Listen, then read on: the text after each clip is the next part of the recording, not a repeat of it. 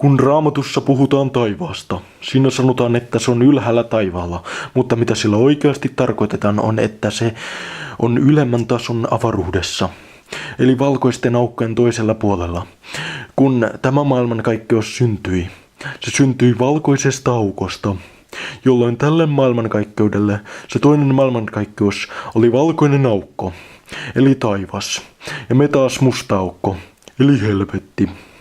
Valkoinen aukko antaa lisää tavaraa, eli Jumala ja taivas. Musta aukko imee kaiken pimeän, tyhjyyten, eli helvetti. Sitä enemmän mustiin aukkoihin vajoo, sitä syvempään helvettiin joutuu. Sitä enemmän valkoisista aukoista menee, sitä parempiin taivaisiin pääsee. Paitsi valkoiset aukot aina vaan ampuu massaa, joten niitä pitkin voi mennä sieluna vain. Sieluilla ei ole massaa.